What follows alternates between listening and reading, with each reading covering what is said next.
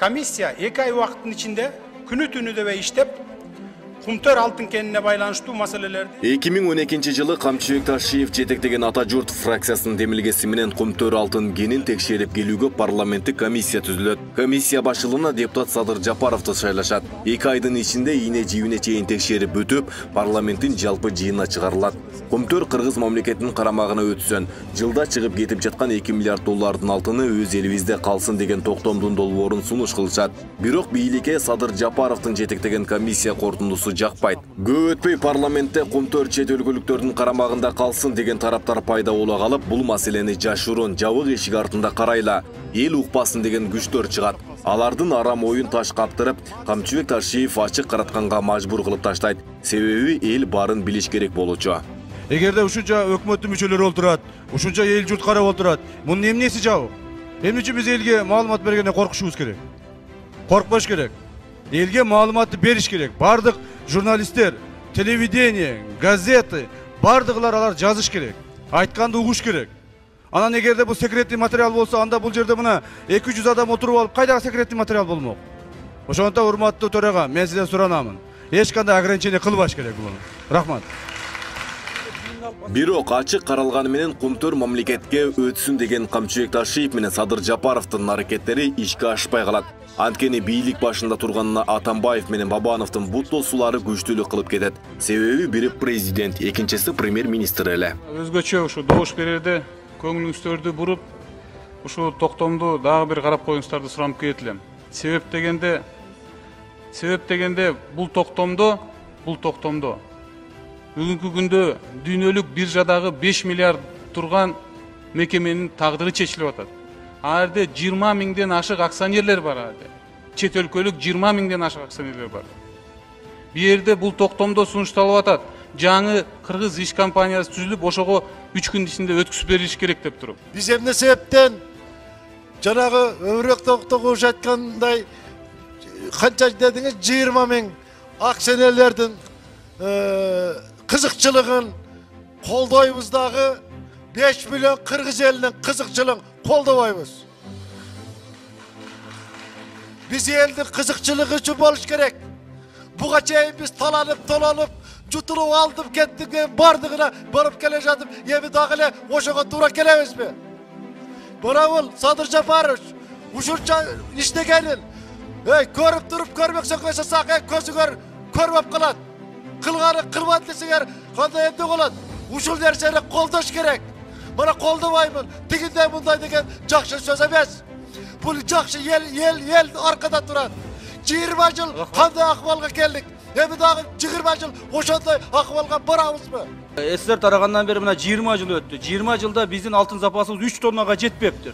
Ал эми жылына биз 20 тоннадан алтын өндүрөт экенбиз. Урматтуу чиновниктер, уят болуш керек элдин алдында. Өкмөттү канчадан башкарды? Мына азыркы өкмөт дагы мына ошол мурдагы өкмөттөрдүн жолунда гана кетип атат. Ошо макулдашуу түзө турган комиссия жаңы токтомду сиздикин негиз кылып, Текебаевдинкында да жакшы пункт жүрөт, жана баа берүү боюнча, СДПКда пункттар жүрөт. Ошолорду кошуп, бирок сиздикинде бир 2 радикалдуу чара бар. Ошонун кесепетин өкмөткө тапшырып көрөлчү, ошолорду кабыл алсак, кесепети кандай болот? Ошону эсептеп көрөлчү дегенде. Парламентте Жапаров менен Ташиев Кумтөр кенин сактап калуу боюнча канча аракет жасабасын, аны бийликтен коркон эл өкүлдөрү колдобой коет. Кумтөрдөгү урурлукка чекит коюу максатында ар бир депутатка чейинде кайрылып көрүшкөн. Анткени менен 5-чакырылыш оор сыноолордо элдин тарабына боло албай, көпчүлүк депутаттар бийликтин сызган сызыгына түшүп беришет. Бул мекенчил депутаттарды ого бетер жанын кейитет. Урматтуу депутаттар, бүгүн чечпесек, биз дагы деле башта айлантып өйдөгө, ылдыйга, аркыга, беркиге бүгүн кол коюп алып, кайра колубузду артка тартып алып, бирөө менен барып жеңичинен сүйлөшүп алып, өзүбүздүн ишибизди бүтүрүп алып, өкмөткө барып дагы башка иштерди бүтүрүп алып, жүрө берсек, мамлекеттин кызыкчылыгы, улуттун, кыргыздын кызыкчылыгын ким карайт? Мына мен бул жердеги комитет төрагаларына айтаар элем. Жеке көзүңөргө сайып айтып коеюн. Урматтуу агам Талант Узакбаев, сиз жетөгүздүн кулунусуз. Ошол жерде Кумтөрдү непосредственно Кумтөрдүн келтирип аткан зыянын көрүп турган элдин кулунусуз. Бирок сиз бүгүн элге каршы чечим чыгарып атасыз. Исхак Пирматов, сен дагы урматтуу иним, Алабука Чаткалдагы Кумтөрдүн казган kenini, то есть алтын казгандардын, кен казгандардын эсебинен канча элдер алабукалык чаткалдыктар 10 жылдап, 20 жылдап ыйлап келатат. Ошолорду өз көзүң менен көрүп келе жатасың. Эмне үчүн моундай комитеттин чечимине кол коесуңар? Мен урматтуу коллегаларыма ошолорго суранып айтып атамын. Силер туура эмес кылып атасыңар деп. Мына комиссиянын чечимин биз колдошубуз керек, урматтуу туугандар. Бүгүн биз эгерде комиссиянын чечимин колдобой турган болсок, анда кыргыз элибиз, журтубуз өзү келип чечип берет бул маселени. Биз Кумтөрдү мафиялык, коррупция аралашкан компания деп айттыкпы? Мына ушуну аягына чейин чыгарышыбыз керек.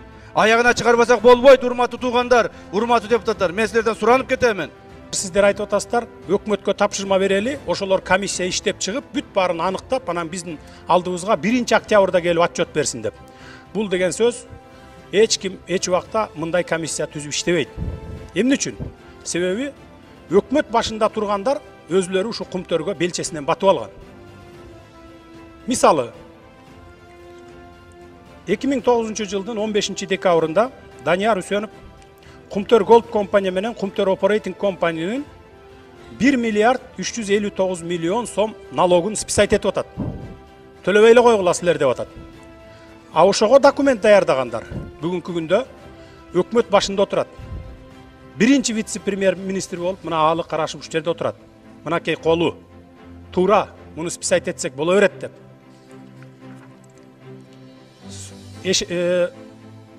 Налоговыйдын убактылуу баягы временно исполняющий обязанности председателя налоговой службы Эшенкулов берип атат. Макулмун боло берет деп. Жапаров Акылбек Үсөнбекович мен макулмун деп атат. Калимбетова макулмун деп атат. Аалы Карашев кол коюп атат. Макулмун ушуну списать этели деп атат. Эмне биздин бюджетине Швейцария болуп кеттиби? Заместитель министра финансов Кожошев берип атат. Тоже макулмун деп. Статс-секретарь Минюста в то время Аида Салянова берип атат. Макул деп. Жана башкалар 1 миллиард 359 миллион сомду списать этип атат. Анан сиздер ушуларга алып барып туруп кайра комиссияны берели деп атасыздар.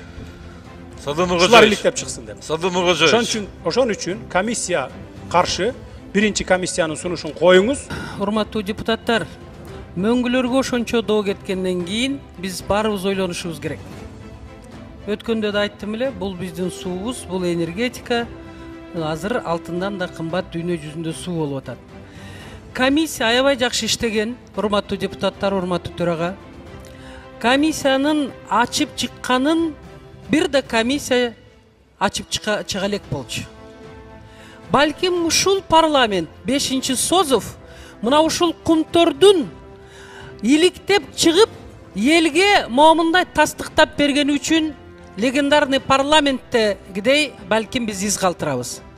Ошон үчүн урматтуу депутаттар, мен сиздерден суранып кетем, комиссиянын токтомун колдоп берсеңер, себеби ошондо биздин абийирибиз таза болот. Элдин алдындагы, келечек муундун алдындагы. Анан дагы бир нерсе да, урматтуу депутаттар. Мындан артык дагы кандай фактылар керек бизгечи? Вопиющие факты да, мындан артык дагы кандай факты керек? Эми жок дегенде ушу Кыргызстандын келечеги маселеси турганда баарыбыз биргелешип иштеп койбойлубу? Мен сиздерди суранат элем. Комиссияга рахмат айтышыбыз керек дагы, комиссиянын токтомун колдоп беришибиз керек. Же нары, же бары, же бери. Эгерде мен комитеттердин мүчөлөрүн сыйлаймын, төрагаларын урматтаймын, бирок алардын токтому бүгүнкү талапка туура келбейт. Açık söz. Ошондуктан азыркы айткан сөздөргө кошулуп, урматтуу коллегалар, биз комиссияныкын колдойлук, точканы коёйлук, өзүбүздүн алтынды өзүбүз элге иштетейлик. Эч нерсе болбойт. Рахмат. Урматтуу депутаттар, комиссиянын Садыр Нуркожоевич даярдаган долбоорду Кумтөр боюнча доош коем, доош бериңиздер. Садыр Нуркожоевич даярдаган. Макул 35, каршы 45, өткөн жок, бардыгы 80. Эме, Капстан тиги за базып мен против болчумун. Стенограмма түшүндүк, жазып коебуз. Бир доош каршы. Сиздер кабыл алган азыркы токтом бул бая ууруларга эле, ууруларды жиберген болдуңар да, бар ууруну кармап келдим. Мен дагы бир фактын айтып коеюн, мына заместитель министра Аселетко 13 dekabr 2010 жылы жанакы фабриканын ичинде мыйзамсыз курулган печкага активдештирилген көмүрдү күйгүзүп ийип, андан алган алтынды уурдап кетип атканга уруксат берген. Мына ушуну иштете бергиле деп мынакей. Анан ушундай министрлер, зам министрлер контрабанданын уурдап аткандын башында турганда силер ошолорго тапшырма бердиңер да. То есть ууруларды кармап келеле деп ууруларды жиберип атасыңар. Чоң рахмат. Мен бул комиссияга баш тартам, кирбеймин. Урматтуу төрага, мындан ары ишиңерди кыла бергиле. Эгерде комиссия жардам сурап келип, кимге кандай документтер бар болсо, бар экенин сураса, биз бергенге даярбыз. Ошентип Камчыбек Ташиев менен Садыр Жапаровдун талаптары канчалык орчундуу болсо да өтпөй калат. Бийлик болсо элдин көзүн будамайлаш үчүн кайрадан өкмөттүк комиссия түзөп, башына Темир Сариевди коюшат. Ошентип парламенттик комиссиянын чындыгын бурмалоого бийликчил күчтөр чоң аракетин көрөт. Эми урматтуу депутаттар, мен таң калам, ушу каршы берген депутаттарга таң калам. Бүгүнкү күнгө чейин 15 жылдан бери карай 260 тонна алтынды кумтөрдөн ташып кетип, бизге 1 тонна 400 килограмм алтын калтырыптыр. Мына кыргыз элинин пайдасы депчи. Ушуга кантип чыдап отурасыңар? Кантип ушуган дитиңер барып добуш берип атасыңар? Андан сырткары 77 тонна күмүш алып кетиптир. 1 килограммы биздин Кыргызстанга калбаптыр пайдасы. Кайсы бетиңер менен ушуга добуш берип атасыңар? 1 килограммы калбаптыр. 2000. Урматтуу депутаттар, танап без. Saat 4'ten 15 minut ötken öçen tanap. Өкмөт менен парламент сатылган аз келген сеп телеканалдардан эч бир маалымат чыгарбай коюшат. Чындык далилденгени менен элге жеткирүү кыйынга турат. Айласы кеткен Камчыбек Ташиев менен Садыр Жапаров митинг уюштуруу аркылуу элге жеткирүү максатын көздөшөт. Ала Тоо аянтына чогулган элдин алдына чыгып сүйлөгөн Ташиев, эмне үчүн ушунча байлыгыбызды уурдап чыгып кетип жаткандарды күтүп олтура беришибиз керек. Саткын парламент менен саткын өкмөттүн колу бутун кайрып туруп, тез арада кумтөрдү элге алып беребиз дейт. Анткени көз көрүнө ошол кездеги төбөлдөр менен эл өкүлдөрүнүн кайдыгерлиги жан кейитип калган эле. Кумтөрдүн адвокаты болуп, кумтөр элдик эмес. Кумтөр ошо кумтөрлөрдүкү. Биз ага тие албайбыз деп айтып чыкты. Мен ойлойм бул туура эмес. Кумтөр элдики туугандар. Кумтөр элдики. Кумтөрдү элден башка эч ким башкарбаш керек. Бийликти, урматтуу туугандар, элге кызмат кыла турган, элдин кулу болуп иштей турган бийликти курабыз. Эл бийликке иштеш керек. Кумтөрдөн жылына 2 миллиард доллардын алтыны чыгып кетип жатканын текшерүү учурунда толук маалымат алган эрендер. Кумтөрдү тез арада элдин күчү менен мамлекетке алышыбыз керек. Парламент менен өкмөт сатылды деп ак үйдү көздөй жөнөшөт. Албетте Камчыбек Ташиев баштаган бир топ адамдар темир торду аттап өтүшөт. Анткени парламент менен өкмөт коркконунан бардык дарбазаларды жаап алышып, бекинип отурушкан. Шылтоо таппай айласы кетип турган бийлик Камчыбек Ташиев, Садыр Жапаровдарды камакка алышат. Көпчүлүк эл Камчыбек Ташиевдин кашадан аттап өткөнүн сындашып, туура эмес көрүшкөн. Бирок сотто темир тор артында олтурган Садыр Жапаров элге кайрылып, урматтуу туугандар, Камчыбек Ташиев эң туура кылды. Эгер силердин кимдир бирөөңөр камчынын ордунда болгонуңарда, ак үйдүн кашасынан эмес, чатырынан аттап кетмексиңер. Себеби биз билебиз, жылына 2 миллиард доллар элдин байлыгы чыгып кетип жатканын. Бул эбегейсиз зор байлык. Элибизде дүйнөнүн эң алдыңкы өлкөлөрүндө жашаганга жеткирип койчу байлык. Камчыбек Ташиевдин кылганы эң туура экенин тарых тастыктайт деген эле. Урматтуу туугандар, Камчыбек Ташиев эң туура кылды. Эгер силердин кимдир бирөөңөр камчынын ордунда болгонуңарда, ак үйдүн кашасынан эмес, чатырынан аттап кетмексиңер. Себеби биз билебиз, жылына 2 миллиард доллар элдин байлыгы чыгып кетип жатканын. Бул эбегейсиз зор байлык. Элибизди дүйнөнүн эң алдыңкы өлкөлөрүндө жашаганга жеткирип койчу байлык. Камчыбек Ташиевдин кылган эң туура экенин тарых тастыктайт. Ташиев жыргаганынан мындай жолго барды дейсиңерби? Ал кыргыздын өзүнүн уул кыздары көз көрүнө чыккынчылык жасап жаткандыгын көрүп чыдап тура алган жок. Жакшылап маани берсеңер, ал өкмөт менен парламентке жатып алып болсо да кумтөр маселени чечеле, болбосо тоо таштарыбыз талкалана берет деп жан күйдүрүп жатат. Бийликтен коркпой, элдин байлыгы үчүн бул жолго баргандыгы бул эрдик, башка өлкөдө болгондо эл баатыры наамын эл эле берип коймок. Айтканындай эле мына бүгүн миллиардтарын урдаткан Кыргызстандын ар бир жараны кашаны аттамак турсун ак үйдүн чатырына чыгып кетейин деп турат. Айтайын дегенибиз ошол мезгилде Камчыбек Ташиев менен Садыр Жапаровду жалпы эл колдоп койгонубузда бүгүн ушундай сазга баткан акыбалга кептелбейт элек.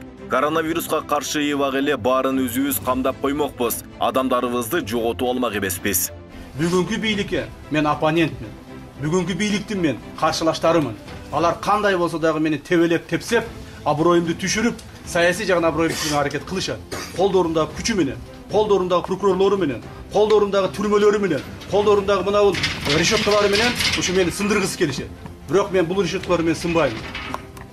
Бул решеткаларга өздөрүнүн отуруп калышын эстен чыгарышпасын. Кумтөр ызы чуусу менен бийликтин түркүн кароолоруна илинип 5-чакырылышынын эр жүрөк депутаттары камалып калат. Бийлик утуш алдык деп кубанганы менен жалпы кыргыз эли адатынча утулуп, тоннолаган алтындарынан куру жалак калып келет. Ошентип Кумтөр кыргыздын чыгаан саясатчыларын жыгып берет. Эгерде соодалашууга барып мен ошол сунуштаган сумманы алып алсам, анда мен дагы биге Анталиядан вилла сатып алып, өткөндө баягы гезитте жүрөт го биге Алмазбек Шаршеновичтин вилласы. Кошуна болуп бармакмын ошто. Мен саясий жагынан саясий поступок жасадым. Жана мындай саясий поступокту мындан да жасоого мен даярмын. Себеби мен мындай жасаган нерсемдин бардыгын мамлекетибиздин кызыкчылыгын, элибиздин кызыкчылыгын, журтубуздун кызыкчылыгын коргоонун негизинде жасадым. Жана мындан ары дагы мен жасашым керек. Себеби мен эл тарабынан шайланган депутатмын. Кумтөр чыры Садыр Жапаров менен эле Камчыбек Ташиевдин саясаттагы жолун бөгөттөгөн эмес. Буга чейин бир канча белдүү чыган уул кыздар алтын кендин курмандыгына айланганы эл арасында узак кеп болуп келет. Мисалга аз акча үчүн тоо таштарды каздыруу керек деген принципте турган эгемен жылдардагы алгачкы премьер-министр Насирдин Исановдун көзү дал ушул алтын казып алуунун айынан тазаланган деген да версиялар бар. Ушул сыяктуу окуялар себеп болгондон соң Кумтөрдү элге кайтарууга баш оту менен киришкенден коркуп, четте карап турган саясатчылар көбөйгөн. Жапаров менен Ташиевдер камалгандан кийин артынан сая төшкөн адамдар жок эле болуп калган. Ушул күнгө чейин Жапаровдун камалуусуна да ошол кен байлыктардын казылуусуна эркиндик түзүп берүү болду деген божомолду бийликтин айтпаганы менен эл ачык эле талкуулап келишет. Мисалы тиякта фильтрде турат, болбош керек, а бул жерде жатат мына. Тиги жерде машиналардын фильтрлери турат, КамАЗдардынбы, БелАЗдардынбы фильтрлери. Ошол мен айтып человеческий фактор. Тияктан раздельно болуп атпайбы? Тигилер особенно түнчүндө. Түнчүдө эч ким контроль жасабайт. Северный Американыкын, Канаданын методу менен ошо вечный мерзлота деп туруп эле түбүнө пленка салбай туруп бияка отходду кетирип атпайсыңарбы? Кимиңер гарантия бере аласыңар ошол музду жарып чыгып, ары карай сианиттер ошол кетпесин деп, например, кетпейт деп. Бере аласыздарбы гарантия? Урматтуу төрага, комиссиянын төрагасы. Бул 95-жылы башталган окуаттар. Мен дагы ушундай суроо беришемиз. Ким гарантия бере алат? Ушул тапта Садыр Жапаров менен Камчыбек Ташиевдин 8 жыл мурда айтканы дал келүүдө. Тоо таштар талкаланып, алтын казуу үчүн бир канча баа жеткиз жаратылыштан айрылып келебиз. 2017-жылы 6-чакырылыштагы парламент суу кодексине киргизген өзгөртүүлөргө ылайык Кумтөр Голд компаниясына Лысый менен Давудов мөңгүлөрүн казууга уруксат берген мыйзамды жактырып беришкен. Бул менен бир канча мөңгүлөр талкаланганын экологдор айтып чыгышканына карабай, бийликтин күчү менен депутаттар жактырып беришкен. Эгер ушул учурларда да Жапаров менен Ташиев парламентте болгондо катуу каршылыгын билдирип, мыйзамдын кабыл алынбай калуусуна тоскоолдуктарын жаратып бермек. Анткени бул мөңгүлөрдүн талкалануусу 2012-жылы ызы чууда таамай айтышкан. Өз көзүбүз менен көрүп атабыз. Давыдов Лысый жок дедиңер. Мында турбайбы? Бул эмне Давыдов эмеспи? Же тетиги Лысый эмеспи? Уят кыргыз элинин душманы болбогула. Мына могу жерде өзүңүздөр көрүп турган сүрөттөгү көрүп турган жылып келаткан тоо бул Давыдов мөңгүсү. Фабрикадан чыккан уулуу топурактардын бардыгын ошо Давыдов мөңгүсүнүн үстүнө төгө берип Давыдов мөңгүсү ошо атвалдар менен кошо пустая порода деп коет. Бул ошо фабрикадан чыккандан кийинки топурак. Мунун составында сианид дагы бар, мышьягы бар, жана башка бардык 10 чакты уулуу элементтер бар, химиялык элементтер. Бүгүн бул көрүнүш жок. Бүгүн муну полностью басып калды. Административдик корпусу менен гаражы. Мындан ары жагында мынакей могу жерде жилой корпусу турат. Буга бир 500 метрдей калды, 300-500 метрдей. Муну дагы бир айдын ары жак бер жагында басат.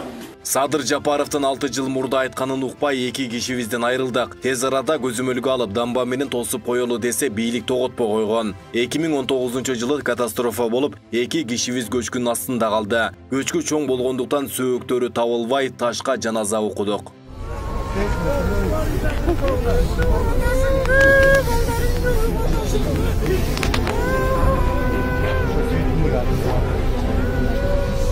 Videoga takma, elim var, görsün.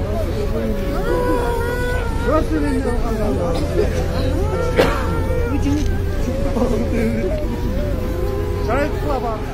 Садыр Жапаров эмки кезекте Орто Азияга коркунуч жаралып турат. Алдын алалы деген эле катастрофа болуп кетип, Өзбек менен Казакка күнүбүз түшүп калбага эле. Андан ары дагы бир 500 метр жерде хвостохранилище турат. Хвостохранилищенин тереңдиги 35 метр. Көлөмү 360 гектар жерде элейт. 100 миллион тонна сианид жатат бул жерде. Барсконго 2 тонна сианид куюлганда эл кырылып калабыз даган өлгөн кишилер да болгон, аны да жашырышкан. Хвостохранилищенин тегереги бетон менен бетондолгон эмес. Алдына мусорду тоо кылып таштап туруп, үстүнө топурак төгүп, трамбовать этип, таптап койгон. Могу озеро Петрово деп турат, чоң сүрөттө көрүп турасыздар. Биягы хвостохранилище. Момундан тик алганда 87 метр бийиктикте турат бул көл. Хвостохранилищеде. Бул дагы бетондолгон дамба жок бул жерде. Мына могу муз 15 жыл мурун ушул жерде болгон. Жардыруудан чыккан, чачылган топурактардын бардыгы ушунун үстүнө түшүп, күндү тартып алып, тез эригендин кесепетинен быйыл болбосо эмдиги жылы ушул жер жарылып кетүү коркунучунда турат. Бул жер жарылды дегенче хвостохранилищени шыпырып отуруп нарын суусуна апарып куят. Нарын суусу нарынга жеткенде бир 30-35 метр бийиктикте көтөрүлүп агат, сел. Бай цунами же болбосо жанакы немедей болот. Андан ары Токтогул кеси менен Крупсай кеси бунун ударына выдержка бербейт. Фергана өрөөнүнүн жарымын алып барып туруп Сырдарыяга кошуп туруп, андан ары Арал деңизине барып токтойт. Мына бүгүн ушул коркунучта турабыз. Биздин чырылдаганыбыз, биздин могу үчөөбүз отурганыбыз, шуну тез аранын ичинде алып, могу жерге бетондон турган дамба куралы деп атабыз. Себеби бул эрүү процессин токтото албайбыз. Эмне үчүн дегенде бул жерге химикат, топурактардын баары үстүнө түшүп калган. Бир эле кумтөр эмес, алтын чыккан бардык кендер иш алып барып жаткан жерлерде мындай оор проблемалар токтобой келет. Мөңгүдөй аккан таза сууларыбыз, жыл сайын булганып, аны ичкен бактарактар экология болуп көрбөгөндөй ууланып жаткандыктары да белгилүү. Ушунча жылдан бери тоо ташты толук казып киришкен компаниялар менен Кыргызстандын чиновниктери гана байыганы байкалууда. Тонналаган алтын казылганы менен Кыргызстандагы деле итке минген абалдан чыга элек. Эгер Садыр Жапаров менен Камчыбек Ташиевдин айтканына көңүл бурбасак, мындай экологиялык кыргындагы бир топ жылга узарып, өлкө тоолору жоголуп, алардын орду таштанды үйүлгөн аймактарга гана айланып калуусу мүмкүн. Ал эмес таза мөңгү сууларда жоголуп кетүү коркунучу элди тынчсыздандырат. Шашудан түшкөн суу, бул жана жардырып аткан жактан түшкөн суу да. Жардырып аткан жактан түшкөн сууну карагыла, биякта сууну карагыла. Жардырганда чаң үстүп, жакта топурактардын баардыгы сууга түшкөндүгү эмне болгонун билбейм. Экологторубуз каякта карайт. Бир карапайым эл бир чырпыкты сындырса ага штраф салат. Погода бирдей эле. Бияка жамгыр жайын десең, жамгыр наоборот бияка жаап аткандай да.